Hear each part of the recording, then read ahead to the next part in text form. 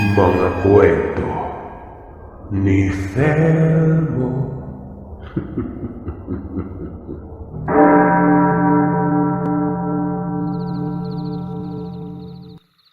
Ako po si Luis, tubong Masbate. Pero nang mag-edad ako ng 15 taong gulang, ay lumipat kami ng Panay. Early 90s ito nangyari. Ito ay dahil namatay ang tatay ko. Isa siyang bihasang manggagamot. Maraming napatunayan, maraming natulungan, pero marami ding kalaban. Huwag na nating itago pa, Sir Seth. Oo, at manggagamot ang tatay ko, pero isa din po siyang mangkukulam. Pasintabi sa mga may karunungan at sa lahat ng mga taong naniniwala sa mga bagay-bagay na hindi pangkaraniwan. Lalong-lalo na sa mga manggagamot o albularyo. Ang mga albularyo ay may kakayahan din na mangkulam. Sino man dito ang hindi sumasang-ayon, nasa sa inyo na po yan. Ang mga pamamaraan ng bawat panig ay mga inkantasyon na siya namang maihuhubog natin na ito ang kabuang konsepto ng isang mangkukulam. Walang pinag-iba kumbaga. Ang tatay ko noon ay nagkaroon ng kalabang kapwa albularyo. Bali ang dahilan nito ay ang paglipat lamang ng pasyente dahil sa kawalan ng tiwala sa isang albularyo na yon. At ang pasyenteng ito, lumipat nga sa tatay ko. Dito nagkaroon ng bangayan. Wala pa namang inamin ng pasyenteng yun na nanggaling siya sa ibang manggagamot, kung kaya't kampante ang tatay kahit ramdam niyang may orasyon sa katawan ng nasabing pasyente. May mga tao din naman kasing marunong ng orasyon at sinusubukang pagalingin ang sarili nun. Nang mahawakan na ng tatay ko, nagkalubag-lubag ang bawat pamamaraan na siya namang dahilan kung bakit namatay ang pasyenteng yon. Nalaman ito ng unang albularyo. Nagalit ito at inisip na baka inaagaw ng tatay ko ang pasyente na ito. Kahit anong paliwanag ng padre de pamilya ay hindi siya pinaniniwalaan. Basta na lamang noon nagkasakit ang tatay na malubha. Pero bago mangyari yon ay gabi-gabi siyang puyat. Naroroon lamang ito sa silid gamutan at may kung anong pinagkakaabalahan at panay tawag ito ng mga salita na hindi maintindihan. Isa na yung paglalaban sa kapwa albularyo sa ilalim ng kumbate espiritual. Nadamay ang kapatid ko na si Ate Asun. Gawa ng marunong na rin ito at tinutulungan ni si tatay. Kamuntikan itong mamatay kung hindi lang nagawan ng paraan. Pero matapos ang lahat, lumikas kaagad kami ng lugar. Dalawa lamang kaming magkapatid, si ate at ako, na siyang binubuhay naman noon ng nanay Estela sa Panay. Galit na galit ako noon. Gustong gusto ko nung ipaghiganti ang tatay ko.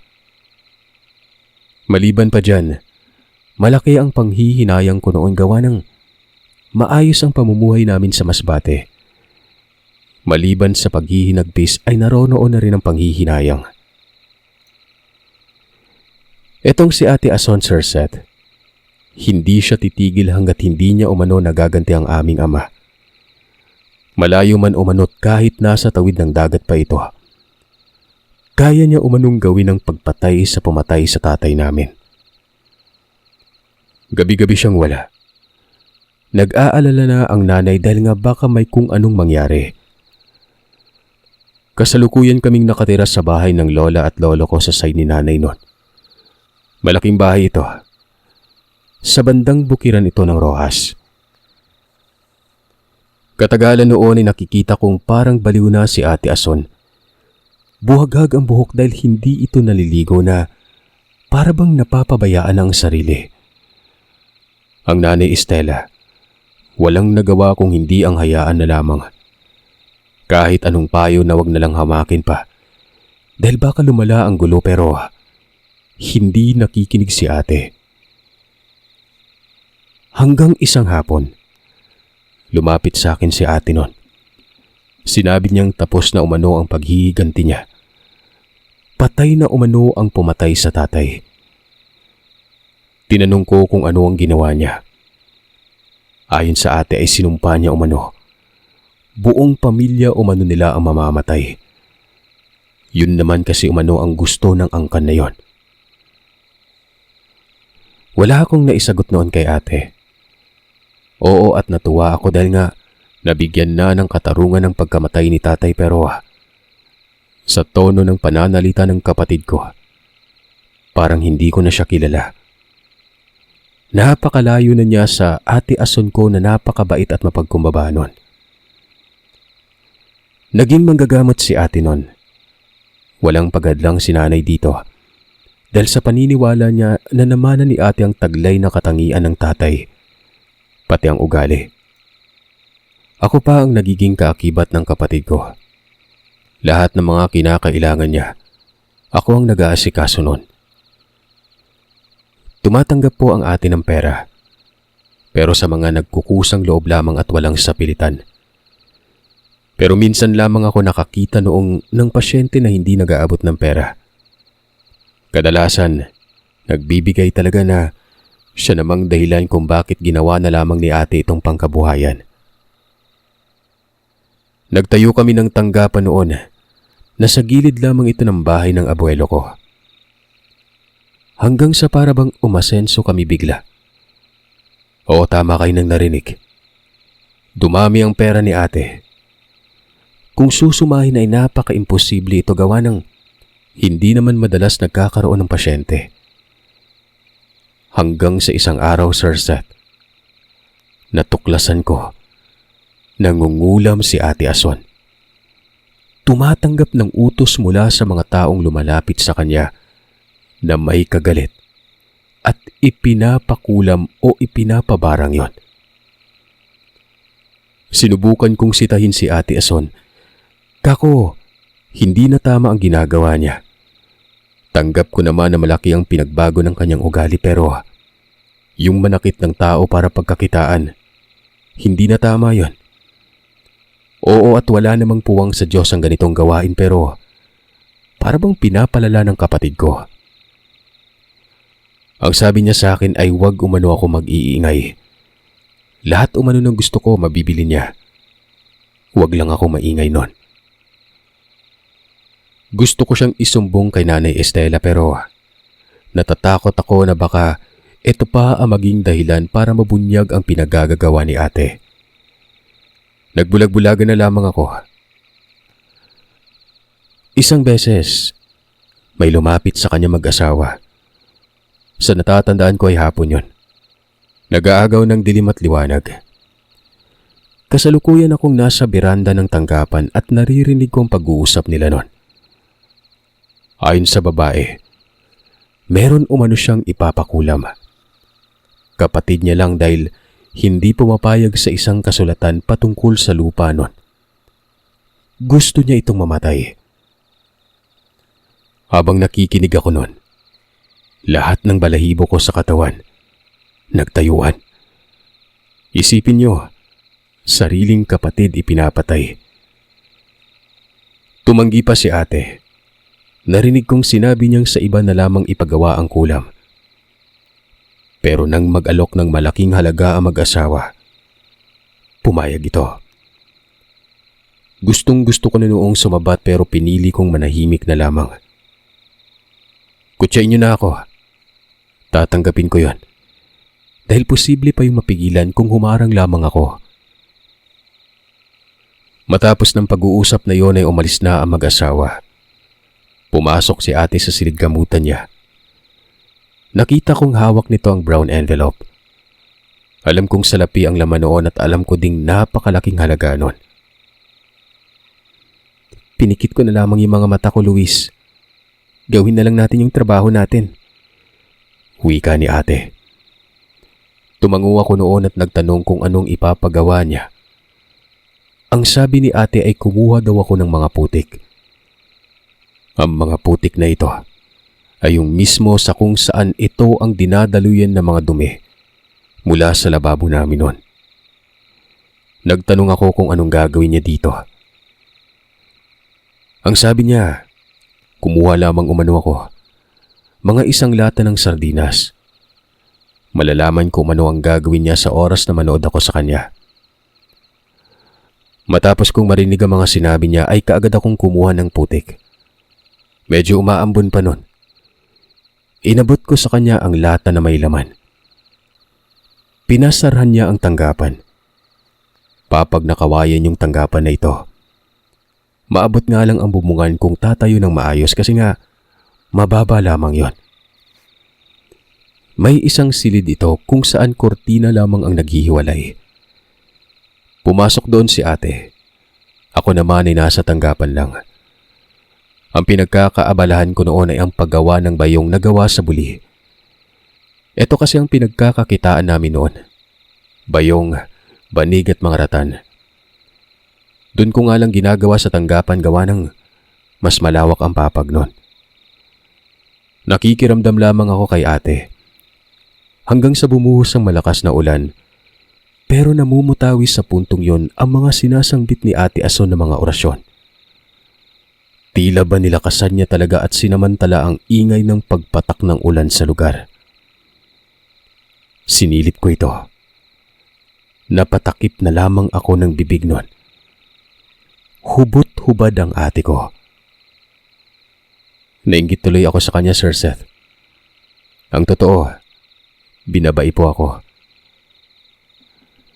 Nakaluhod si ate. Ang nasa tapat niya, isang bungo ng hayop, isang bungo ng tao. Yung putik na nakalagay sa lata at dalawang kandilang kulay itim. Nakapikit ang kanyang mga mata. Bumubuka ang bibig habang kinukumpas ang dalawang kamay. Nanlilimahid na sa pawis si ate nun. Napakainit kahit na umuulan naman. Nakapagtataka. Basta sobrang alinsangan doon sa loob, tapos para bang napakahirap huminga. Parang may sipon na kakaumpisa pa lamang. Ilang saglit lamang noon, naiintindihan ko na ang mga katagang binibitawan ng kapatid ko. Para bang may kinakausap ito. Hanggang sa kumuha siya ng patalim. Hinawakan niya ang patalim na ito at biglang hinila. Nagkaroon ng sugat nun. Pinatak niya ang sugat sa mga palad niya sa bungo ng hayop at sa bungo ng tao. Hindi nalingid sa kaalaman natin kung para saan ang bungo na yon. Naipaliwanag na ito sa ibang mga kwento dito. Pero ang pinagkaiba lamang, may bungo ng hayop si ate nun. Galing ito sa asong kulay itim na pinatay niya noong kasagsagang isinasagawa niya ang paggante sa pumatay sa tatay namin. Hindi ko alam kung para saan ito pero madalas niyang isinasabay sa bungo ng tao kapag may ginagawang pagpapadaot si ate. Matapos lang nun, nanlaki ang mga mata ko. Biglang umitim ang mga mata ng kapatid ko nun, na para bang hindi na siya si ate. Yung patalim, dinampot niya. Tapos ay kinuha ang lata ng putik, sabay tapat sa kanyang bibig. Halong pandidiri at kilabot ang nararamdaman ko nun. Ininom o kinain niya ang putik na ito. Sinaksak niya pa ang kanyang palad. Kitang-kita ko talaga yon.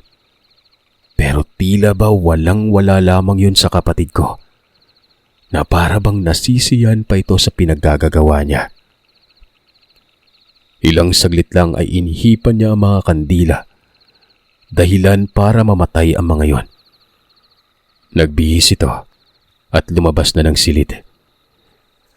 Laking gulat ko gawa ng napakalinis niya tingnan. Parang walang nangyari. Kalmado lamang ang ate tapos wala siyang sugat sa palad. Nakatitig pa ito sa akin habang nakangiti doon. Ang sabi niya, nakita ko ng ginagawa niya. Yun umano ang barang sa putik. Nakaanib umano sa kanyang katawan ng biktima. 2 pantok umano ang ginamit niya, kaya imbis na presensya lamang ang makukuha niya. pati kaluluwa na talaga ng biktimang yon. Dahil umano ito sa dalawang uri ng bungo. Huwag umano akong magtaka kung walang putik at sugat siya nun dahil ang nakikita ko umano kanina ay hindi siya, kundi ang biktima. Lalaki umano yon. 3 araw lamang umano ang tagal. Hindi na gagaling yon dahil nilagyan niya ng bakod ang katawan. Ito yung pagsaksak niya sa kanyang sariling palad nun.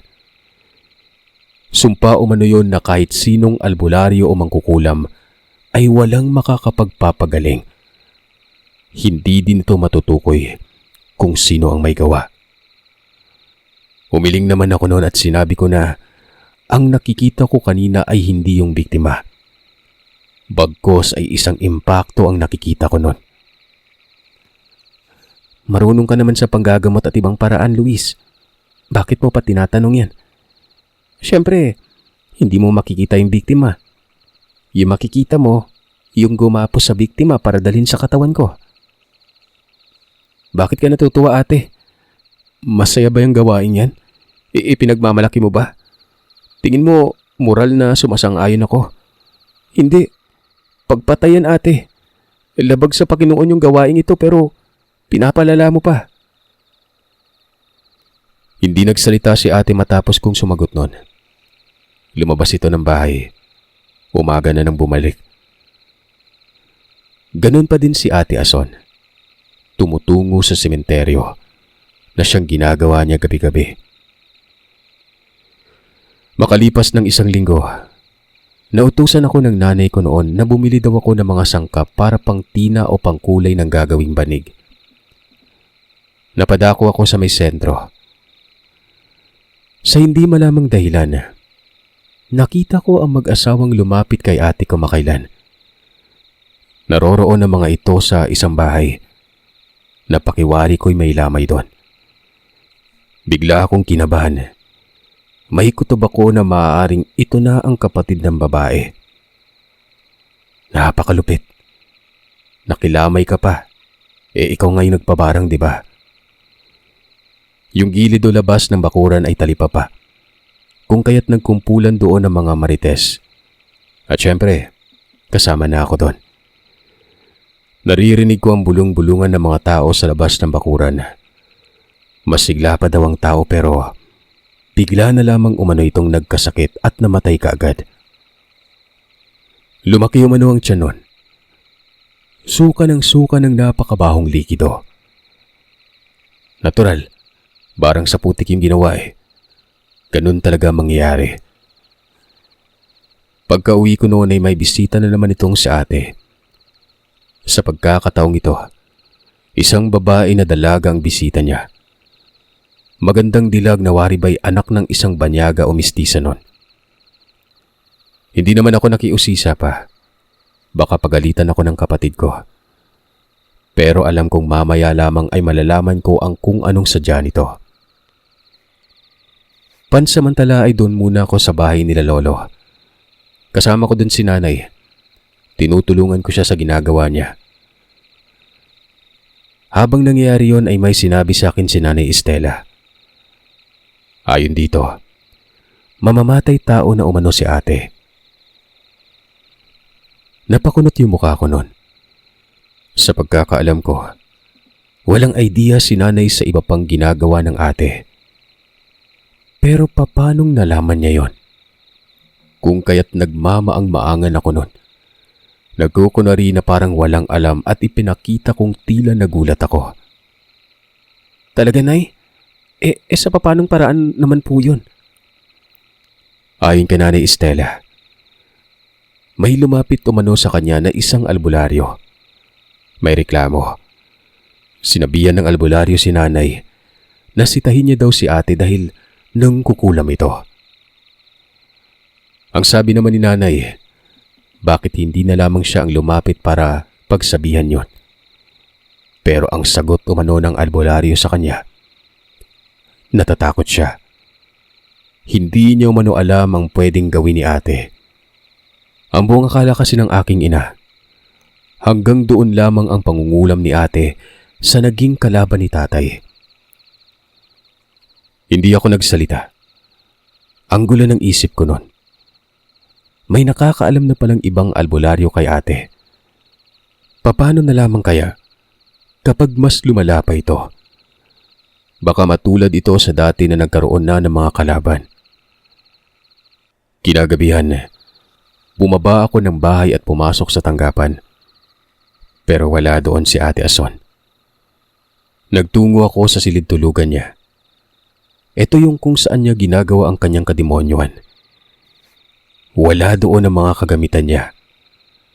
Malakas ang hinala ko na isasagawa ni ate ang isa na namang kulam pero sa ibang lugar niya gagawin yon. Hindi na ako mapakali nun. Kung kaya naman mabilis akong nagtungo sa may sementeryo. Alam ko naman kung saan laging pumupuslit si Ate Ason. At doon ay nakita ko nga ito. Nasa pinakadulo. Nakapatong ito sa isang puntod at kasama niya yung magandang babae. Lumapit ako noon pero hindi ko planong magpakita. Hanggang sa nakita kong may isa pa palang tao doon. Kilala ko ito dahil madalas ko siyang nakikita. Si Poltorero yon. Para bang binubuksan ng isang puntod. Nakiris ako kung kaya lumapit pa ako. Abay hindi nga ako nagkakamali. Binubuksan nga ito. At kung hindi din ako nagkakamali, bagong libing pa lamang ito, gawa ng bago pang semento. Nakakarimarim ang mga sumunod kong natungayan. Inilabas nung lalaki ang kabaong. Binuhat ito na para bang sobrang gaan ng labi at pinatong sa may bandang itaas. Sumabog sa lugar ang amoy ng formalin. Binaklas ang barong maging yung slacks na suot nito. Nakahubot-hubad ang patay. Isa yung matandang lalaki. Nag-uusap sila. Inabutan ng pera ng babae yung si Poltorero. Tapos ay narinig ko ang sinabi nito na huwag umanong ipagsasabi ang gagawin nila. Para namang asong napakaamo ng lalaking yon. Hanggang sa ilang saglit lang, tinirikan ng kandilang itim ni ate ang uluhan ng patay. Tapos, binulungan niya yon. Napamura ako. Alam ko ang ginagawa ni ate nun. Kulam na bulong sa patay. Ito ang pinakadelikadong kulam sa lahat. Ang bulong kung saan mauubos nito ang angkan ng kung sino ang isinalang bilang biktima. Sumpa ito na ang tanging pangputol din ay ang pagbulong din sa patay. Pero sa kaparehong labi. Galit na galit ako nun. Gusto ko nang lumapit pero pinili ko pa rin magtago. Matagal bago natapos ang pagbulong na yon. Hanggang sa ilang saglit lang ay pinaligpit na ang labi na ito. Ang masaklap dyan, sa ibang puntod nila nilagay ang patay. Nagbukas pa ng isang puntod doon at inilipat ang labi na yon. Ang kabaong lamang ang isinaoli, Sir Seth. Isang pahiwatig ito na iniiwas ni ate na maputol ang sumpang yon. Nalaman ko ang pamamaraang ito kay tatay. Minsan na kasi siyang nagkwento sa akin dahil nga nagtanong ako kung ano ba ang pinakamalakas na kulam. Ay naman kay tatay, bituka umano at bulong. Parehas lamang umano ng konsepto yon. Ubusan din ng lahi, pero iba't ibang klase ng tama umano. Iisang sakit lamang kasi ang sa bituka samantalang ang bulong naman ay iba-iba nun. Iba-ibang sakit ang dadapo pero lahat ng iyon ay ikakamatay. May mababaliw, magpapatiwakal, may babangungutin, may mamamatay sa isang sakuna, at marami pang iba. Nung papaalis na sila, pasimple akong sumunod at nung naghiwalay sila ng landas ay lumapit ako kay ate. Galit na galit akong sinabi sa kanya na sumosobra na ito. Nakakaraos nga kami. Sobra-sobrang grasya ang dumagsa. pero hindi galing sa mabuting paraan. Ate, hindi lang isa yung papatayin mo. Buong angkan. Kahit yung huling dugong nananalaytay sa kung sino yung bibiktimahin. Damay yun. Naisip mo ba kung gaano kadami yun? Naisip mo ba yung mga pinagagagawa mo? Naisip mo ba yung mga pamilya ng pinapatay mo? Matapos kong sabihin yon, sinampal ako ni ate. Ayon sa kanya ay wag na wag ko umano siyang sumbatan. Hindi ko umano alam ang pinagsasasabi ko. May dahilan umano ang kliyente niya at sinang-ayunan niya umano yon. Ginahasa umano yung babae at hindi niya mahanapan ng katarungan. Saglit akong napaisip nun. Medyo mabigat nga ang rason pero hindi pa rin ako naging payapa matapos marinig yon. Marami ang madadamay kahit na isa lang ang nagkasala. Sinabi ko sa kanya na kung may balak siyang patayin ay dapat ang salarin lamang. Pero ayon kay Ate Asun, naniniwala siya na kung ano ang puno ay yun din umano ang bunga. Bali-balik na rin man umano. Ganun din. Nagkadimandahan pero wala umanong katarungan. Nagawa umanong pagtakpan ng kasalanan. Nang ibig sabihin lamang nun, pinagtakpan kahit yung buong angkan ng nanggahasang yon. Hindi ako nakapagsalita. Hindi ko na lamang pinatulan pa. Makitid na mag-isip si ate. Iilan lamang ang may sala at ipagpalagay natin na yun lang mga nagsinungaling pero lahat ang hinukom ni ate.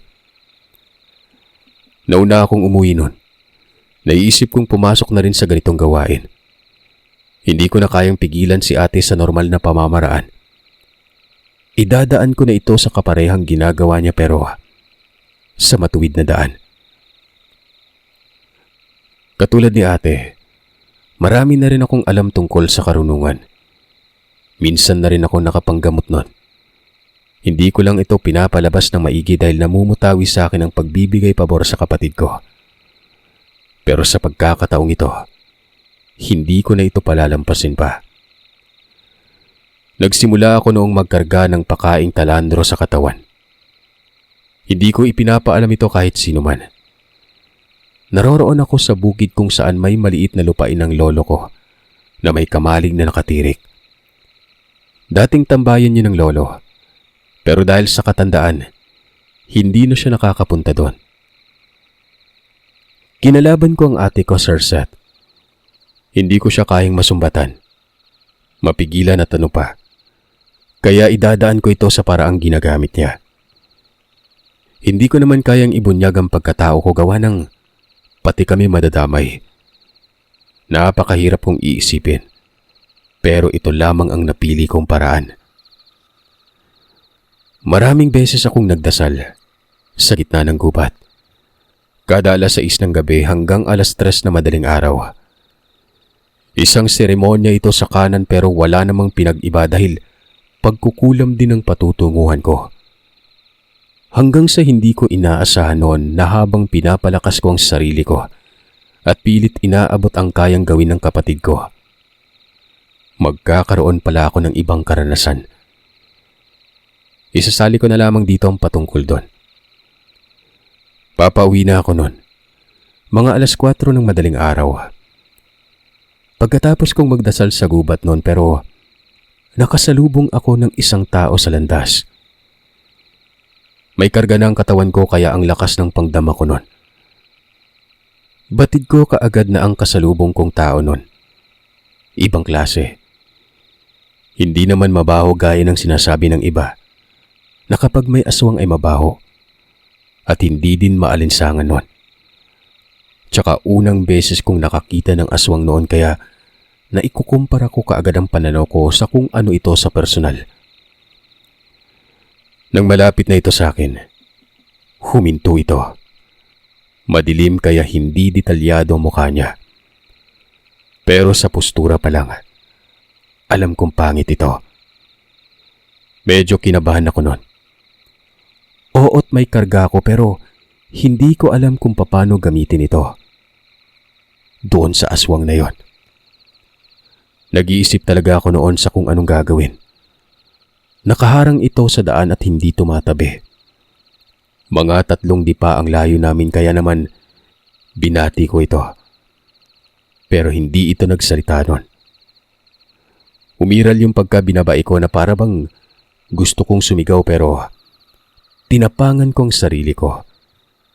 Kako, lalaki ako. Umabante ako ng lakad kasabay ang pag-usal.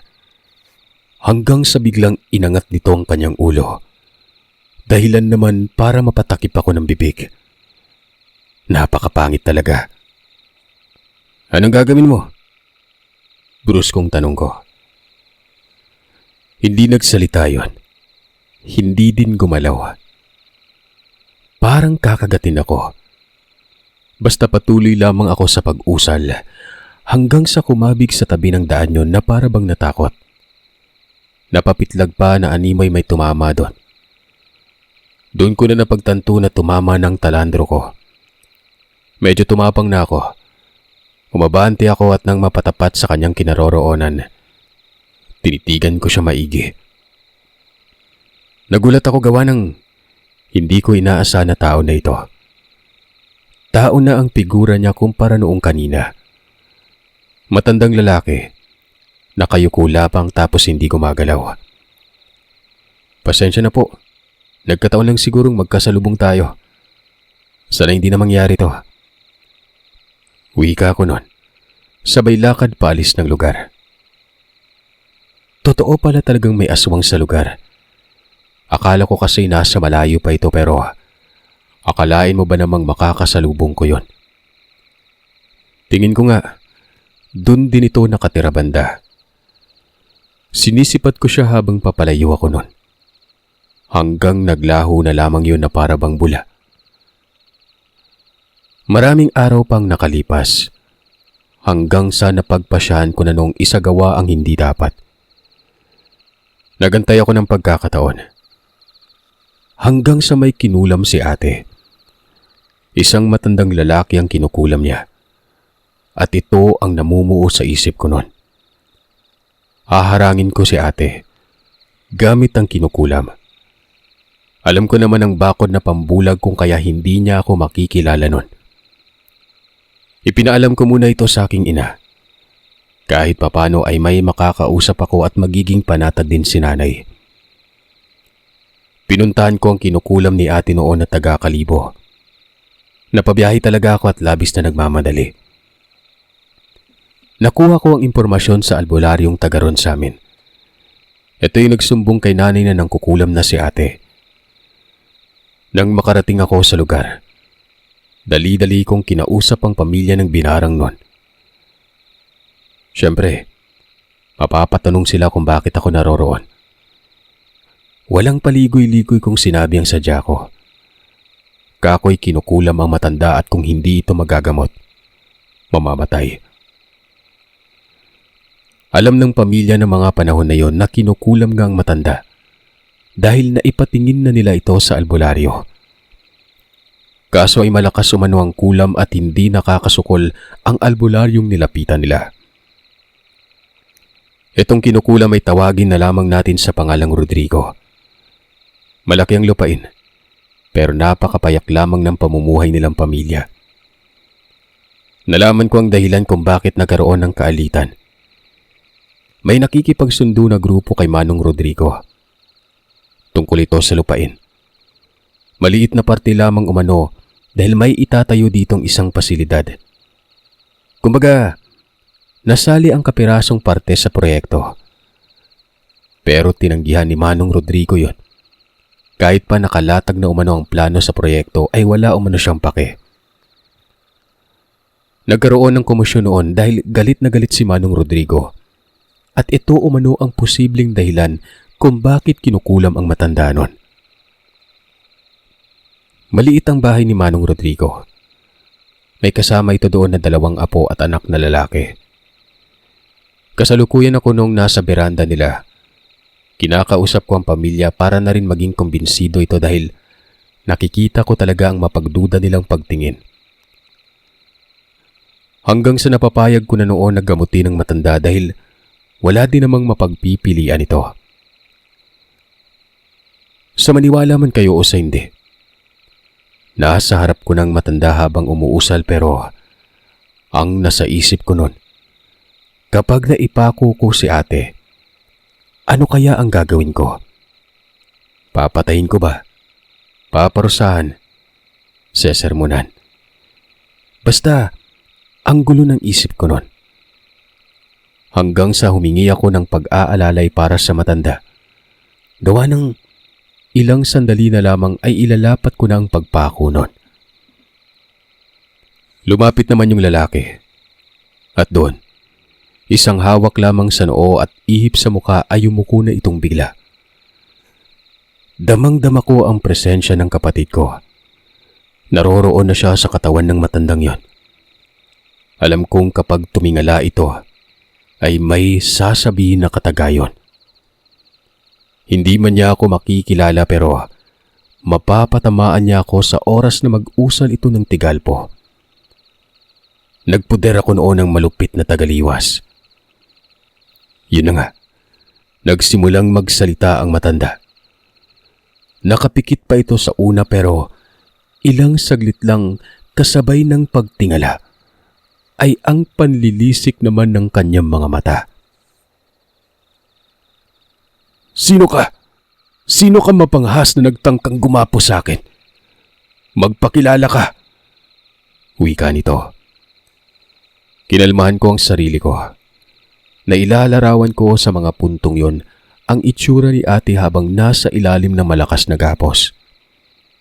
Nakikita ko sa isip ko na nasa silid siya at nakaluhod pero walang mga kagamitan. Ibig kong sabihin, wala siya sa kasagsagan ng panggagamot o anumang pinaggagawa niya. Ramdam ko yon dahil hawak ko ang kaluluwa niya. Mukhang may mali. Ikaw ba dapat yung magtanong o ako? Ikaw ba dapat ang pabor o ako? Tandaan mo, nasa loob ka ng gapos ko. Ako ang may karapatang magsimula ng usapan.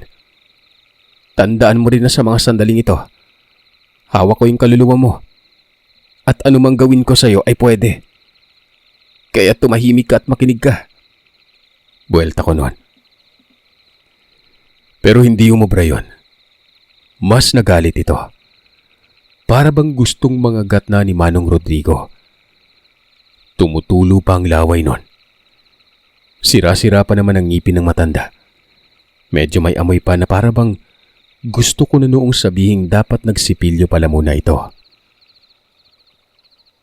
May kinuha akong 2 tangkay sa may sisidlan ko. Maliit lang. Inipit ko sa magkabilang kamay ni Manong Rodrigo. May kargang dasal ang mga tangkay. Spiritual na kumbate yon. Nakasiksik yon sa pagitan ng daliri at pinisil ko ng sabay yon. Napasigaw ito at kitang-kita ko ang pagsimangot na mukha niya. Mabuti at ito lang yung ginawa ko. Nararamdaman mo ba? Gusto mo pati sa paa? Kilala kita. Sa pagkakaalam ko, isa kang albularyo na ng kukulam. Wala namang pinag-iba doon. Kapwa pa rin mang kukulam. Maging ako ay isa na rin doon. Ason, may kapatid at nanay. Walang tatay. Namatay ito sa kaparehong senaryo. Napatay ng kapwa may karunungan. At ang taong yun ay pinatay mo. Mabuti ang adhikain mong paghihiganti pero ang tuluyang pasukin ng ganito, parang hindi na maganda ata yun. Kung pwede, pakawalan mo sa sumpang tong taong to. Sabi ko. Hindi ka agad nagsalita ang may sapi. Nanlilisik ang mga mata at bumubuka-buka ang bibig nun. Damang-dama ko noon ang malakas na pagbasag. Pero hindi ito ubra dahil napaghandaan ko ang lahat. Kilala ko si Ate Ason. Alam ko kung ano ang kapabilidad, kahinaan, at ang mga gusto at kaya niyang gawin. Kung ako sa'yo, ititikom ko na lamang ang bibig ko. Hindi obra yan, iha. Kaibangan lamang yung pinagagagawa mo. Baka sa'yo pa tumama yan. Hindi basta-bastang tagaliwas ang taglay ko. Posibleng bumalik ang ipapatama mo sa akin. Uulitin ko. Tatanggalin mo ang sumpa dito. Tapos mag-uusap tayo sa kung anong susunod. Ano? Para bang naging maamo ang mukha nun. Bumagsak ang balikat at nagbuntong hininga. Kasabay ng pag-iyak. Sabi niya ay may mas malakas pa umano sa kanya. Hindi niya alam kung paano nalaman ang kahinaan niya dahil labis-labis naman siyang nagkukubli nun. Napapailing ako. Tama naman siya. Walang makakaalam sa kahinaan niya pero siyempre, hindi niya maintindihan yon dahil hindi niya alam na ang sarili niyang kapatid ang kaharap niya. Medyo naawa ako pero pinanindigan ko na ang napagdesisyonan kong hakbang. Tapos mo na bang alisin yung sumpa? Oo o hindi? Bigla na lang nataranta si Manong Rodrigo. Sa ilalim ng pagapos, alam kong nawawala sa sarili si ate nun. Niyayakap niya ang sarili, nagubad ng damit, na para bang sobrang alinsangan ng pakiramdam niya. Hanggang sa sinabi nitong natanggal na. Mabuti kung ganon. Mahal mo pala yung sarili mo eh. Pero ngayon mo lang naisip ang halaga ng buhay. Tandaan mo, markado na kita. Ipagpatuloy mo ang panggagamot mo. Pero kapag naramdaman ko na may ginagawa kang kabulastugan, hindi na kita palalampasin. Hindi napapantay ng pera ang halaga ng buhay ng isang tao. Huwag mong kalimutan yan ha. Lahat tayo mga likha ng Panginoon. Aminado akong mali itong ginagawa ko para sa kanyang mga mata pero alam kong may gabay niya ako dahil alam niyang mabuti ang puso ko. Sana maging ganun ka din. Wika ko nun, sabay putol ng panggapos. Ipinaramdam ko talaga kay ate ang nais kong iparating at punto. Para kahit papano, mamulat ito at hindi mabulag sa pera at malason ng kasamaan. Sinabi ko sa pamilya doon na wala na ang kulam. Kung may hindi pagkakaintindihan sa kanilang panig, ilabas nila ito sa pag-uusap na maayos. Pinayuhan ko din ng matandang si Rodrigo na kung hindi naman gaano kaimportante ang lupa na gusto, edi pwede niya namang ibigay yon. Nakita ko kasi ang dokumento. Napakaliit na bahagi lang naman pala ang mababawas sa kabuang pagmamay-ari ng matanda. Yung pasilidad pang ipapatayo, eskwelahan. Sa puntong yun ay nakikita ko na ang mali. Yun yung pride ng matandang si Rodrigo. Pero syempre may karapatan naman talaga siya. Pero kung titimbangin, ano namang mawawala, di ba? Kabutihan din naman ang ipinapatayo doon. Nakakasigurado akong hindi ang magpapatayo ng pasilidad ang nagpakulam, kundi ang taong sigurong napag-utusan para isagawa ang plano sa proyekto. Umuwi ako kaagad. Inabutan ako ng pera pero hindi ko tinanggap. Ang sarap sabihin na maraming naipong pera sa amin na galing din sa kalokohan ni ate. Nakarating ako sa bahay gabi na. Nakiramdam muna ako. Nagkatitigan pa nga kami ng nanay. Tapos ay pinapunta niya ako sa kusina. Ayon sa aming ina, umiyak daw si ate kanina at sumisigaw nun. Papaalis na daw sana siya pero parang nabaliw. Sabi ko naman kay nanay na yun na nga ang mga sandaling may ginawa ako sa kanya. Dinalaw ko at sinuri. Baka kasi kung napanon eh. Ayun nakatulala. Hindi naman nagsasalita. Hayaan mo muna na eh. Ako na ang kakausap niyan bukas. Kinabukasan nga'y tinungo ko si ate. Pero binasag ko muna ang karga ko sa katawan. Inalis kong lahat ng karga.